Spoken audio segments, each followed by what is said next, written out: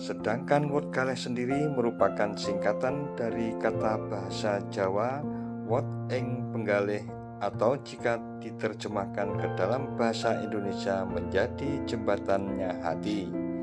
Jembatan untuk menuju kebersihan hati dengan terus bermuhasabah dan mendekatkan diri kepada Allah Subhanahu wa Ta'ala, sehingga dibuatlah Masjid Sultani sebagai sarana pendukungnya.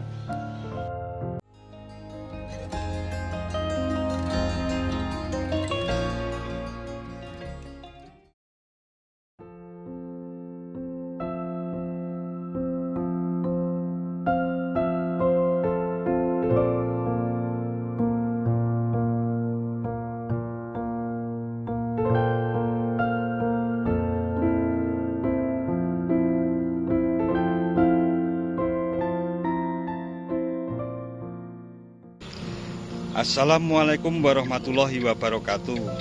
Mitra DMTV, saat ini kita berada di Masjid Sultani Wot Galeh yang terletak di Dusun Maredan, Desa Sendang Tirto, Berbah, Sleman, Daerah Istimewa Yogyakarta. Masjid Sultani Wot Galeh adalah bangunan tua yang masih terlihat kokoh hingga saat ini, dan dibangun pada akhir abad 17 Masehi pada masa pemerintahan Panembahan Senopati sebagai Raja Mataram yang pertama. Seperti apa struktur bangunan serta suasana di sekelilingnya? Simak dan ikuti terus videonya sampai selesai.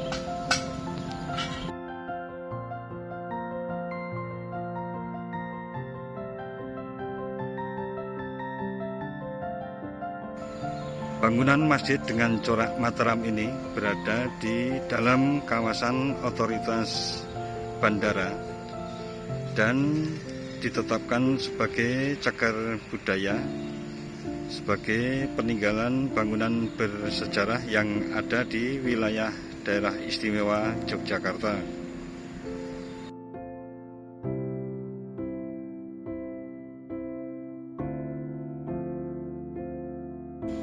Di sekitar bangunan Masjid Sultani Wot Galeh ini, sebelum dilakukan perluasan bandara pada sekitar tahun 1950, merupakan kawasan yang ramai karena terdapat kampung yang bernama Wot Galeh. Namun pada saat ini yang tersisa hanyalah bangunan masjid beserta makam kerabat kerajaan Mataram yang berada di sisi barat dari Masjid Sultani Wot Galeh ini. Bagaimana kita ketahui bahwa makam yang berada di barat Masjid Sultani Wot Galeh ini adalah makam dari Pangeran Purboyo yang merupakan putra dari Panembahan Senopati Raja pertama Mataram Islam. Selain sebagai putra Panembahan Senopati, Pangeran Purboyo ini juga merupakan senopati perang Kerajaan Mataram, hingga beliau juga disebut dengan Banteng Mataram. Pintu masuk makam Pangeran Purboyo berada di sisi selatan persis dari serambi Masjid Sultani Wot Galeh, di mana terdapat dua lapis pintu untuk memasuki makam dari Pangeran Purboyo, yang juga diapit oleh keberadaan sumur tua beserta dengan tempat wudhu yang digunakan oleh jamaah sekitarnya yang melakukan sembahyang ataupun berdoa di Masjid Sultani Wot Galeh ini. Tanah di sekitar Masjid Sultani Wot Galeh adalah pemberian Panembahan Senopati setelah Pangeran Purboyo mendapat pengakuan. Setelah mendapatkan tanah itulah Pangeran Purboyo membangun sebuah masjid. Pada masa lalu, area masjid hanya kecil, yaitu berukuran 10 kali 10 meter dengan dikelilingi rumah-rumah seperti komplek pesantren. Pangeran Purboyo I selain dikenal sebagai tokoh yang agamis dan dekat dengan agama Islam, juga memiliki pengaruh kepada para penjajah Belanda. Banyak pihak Belanda yang segan kepada beliau karena menganggap beliau kebal terhadap senjata apapun. Bahkan beliau mendapat julukan Sang Banteng Mataram. Bahkan di usia senjanya beliau tetap memiliki dikdaya yang tak bisa disepelekan. Dengan kemampuannya beliau membantu Amangkurat I dalam membendung pemberontakan dari Trunojoyo. Namun karena faktor usia, akhirnya beliau meninggal sebagai ksatria di medan laga.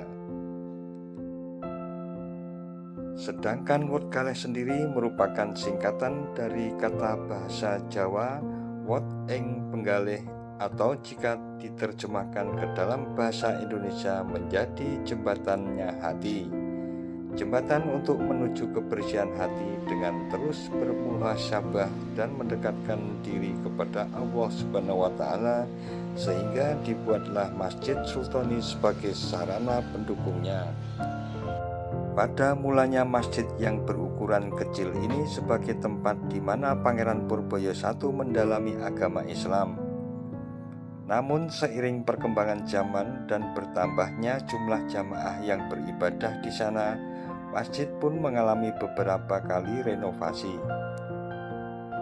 Sehingga tidak heran jika saat ini masjid tersebut telah mengalami banyak perubahan. Renovasi masjid pertama kali dilakukan pada tahun 1979 Masehi dengan bantuan dari Binagraha Jakarta.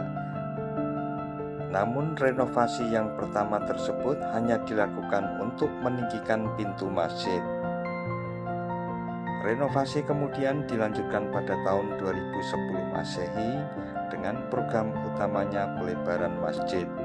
Pelebaran yang telah dilakukan pada tahun tersebut adalah pada bagian sayap selatan masjid. Dengan perubahan pertama tersebut sudah bisa mulai menampung tambahan jamaah. Renovasi selanjutnya dilakukan pada tahun 2012 Masehi. Pada tahap ini renovasi yang dilakukan semakin serius karena masjid akan dijadikan cagar budaya. Sehingga yang dilakukan adalah memperbaiki atap, perluasan masjid hingga penataan lingkungan. Semua pekerjaan ditanggung oleh Dinas Kebudayaan Kabupaten Sleman. Dengan demikian, Masjid Sultoni menjadi seperti saat ini. Masjid bersejarah yang memiliki fasilitas yang semakin baik sehingga bisa digunakan untuk wisata religi maupun untuk muhasabah atau menenangkan diri. Nah, mitra DMTV, demikian Masjid Sultoni Wodgaleh beserta dengan suasana dan kondisi saat ini. Jangan lupa subscribe dan tekan tombol loncengnya agar selalu mendapat pemberitahuan video-video terbaru dari DMTV. Sekian dan wassalamualaikum warahmatullahi wabarakatuh.